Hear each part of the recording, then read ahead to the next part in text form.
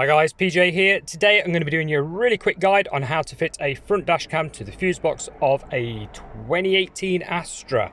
Very simple to do on this particular car with the aid of one of these fitting kits. So I'm fitting a next-based camera in this. These have next-based fitting kits available. Highly recommend you get a fitting kit. In the fitting kit you get fuse spurs, which are basically a doubler. So when you remove a fuse from the fuse box, it makes an extra space to power your camera. So you'll have a 2 or a 3 amp already in the fuse spur. This is to run your camera, and then the one that you pull out of the fuse box goes in this gap here, okay, to run the original circuit. I'll show you how to test the fuse box so you know what to use and what not to use shortly. Also in the box you get a replacement power cable.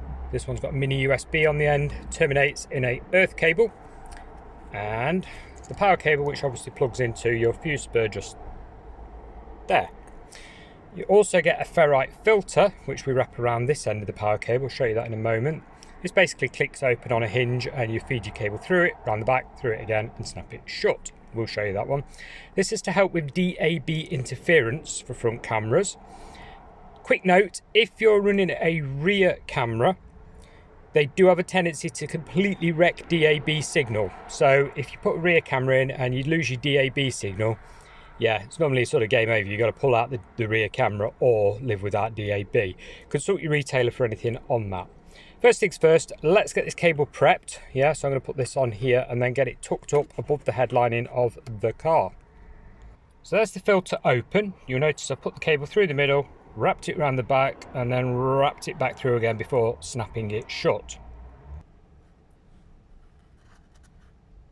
Okay, we're up here at the top of the headlining, yeah, so the rear view mirror is just to the side here. And all you've got to do with this is carefully put your fingers behind it, just sort of pop the cable up out of the way. Don't go at it like a bull in a china shop. It's only made of a fibre substance. You don't want to damage it. Just ease it away, tuck the cable up so it sits nicely out of the way. When you get across here to the pillar, there's an airbag behind the pillar. Now you can normally pop your fingers behind here. You can, look. Get a nice big gap. You can see the airbag there, look, see that?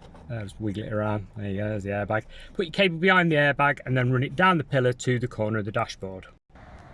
Sometimes useful to have a plastic leverage tool so you can just sort of edge it forward to carry on running it down the edge nicely.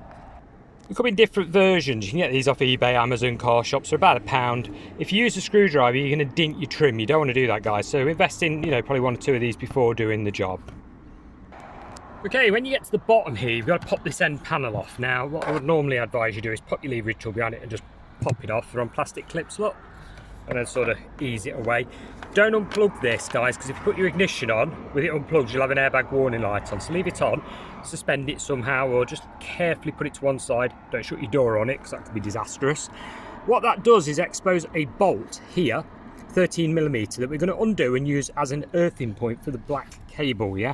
So on the end of our power cable, we're going to put a ring terminal on the end of this and put that under there.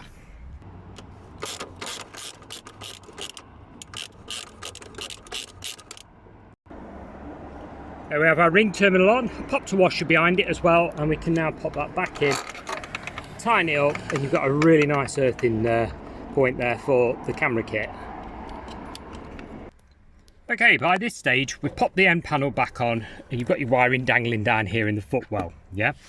Now your power cable, this one, you'll need to run under the trim. There's like a trim under here, like a felt trim that you can pull down. You're going to run your power cable along, because on these, the fuse box is here. You pull this panel out, it's on clips, look, just give it a good yank and it will come out. And it displays your fuse box. Now what you're going to do is basically look for a fuse that is ignition switched only on an accessory circuit. Now they do vary from country to country, model and everything. So you've got to bear that in mind, do a little test. You're either going to need one of them little test probe screwdrivers that lights up when you hit a circuit, or a multimeter. So we'll have a quick look now and I'll show you which fuse you can use on this particular UK car. Right, so currently the ignition is off, yeah? And if we touch some of these, you'll see the light up, yeah? So that one's live all the time. That's no good. That'll keep the camera powered all the time and eventually would probably flatten your battery. Now, a lot of camera manufacturers, including Nextbase, do have blurb on there saying that it will shut off before the battery goes flat. Well, in practice of fitting these for many, many years, that is a load of rubbish, okay? That basically shut off does fail from time to time, and people have had flat batteries that have ignored that advice, so that's your call. So we're looking for a fuse that's currently 0, yeah? Now I've done a lot of these, so I'm going to go over here, there we go, 0. Now I'm going to pop the ignition on.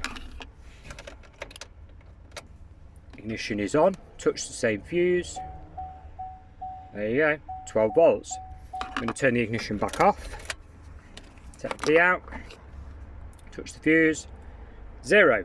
This is an ignition switched fuse, yeah, like I say, try and find one for an auxiliary circuit, don't use one for airbags, ABS, ECU, that type of thing, so check your owner's manual, guys. What I'm going to do with the ignition off now is pull this fuse out and fit the fuse spur into it.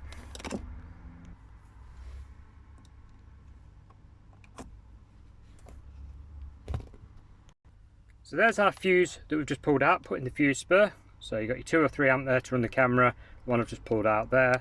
Please pay attention to the orientation of the cable, that is actually quite important. We're going to go in there like so, which leaves you this. So what we've got to do now is feed the power cable up through the bottom into the fuse box area and plug it in. We're under the passenger side of the dashboard at the minute, threading the cable across. When you get to the side panel, you can basically put your fingers under it and pull, and it basically pops off, so you've got access to feed your cable up and under into the fuse box. To help guide your cable through, what you can do is pop a, like a cable tie or something rigid down through the gap there that there is, so it pops out here, look, and then basically just tease your cable back through, up till it gets there, look. Probably need both hands to actually grab this, to be honest, but yeah, you get the gist. There you go, cable's through, and we're going to plug that in. Now is a great time to test your camera once you've plugged it all in. So before you pop your fuse box cover back on, just start the car. Yeah, don't just pop the ignition on, start the car so it's got a full charge, and your camera should pop on like this, and also when you turn the car off like that, go off again.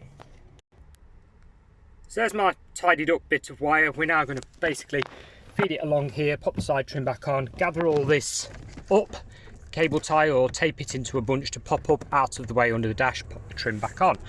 And guys, that's it. That's how you fit a front dash cam in one of these Astras. Hopefully it was helpful to somebody out there.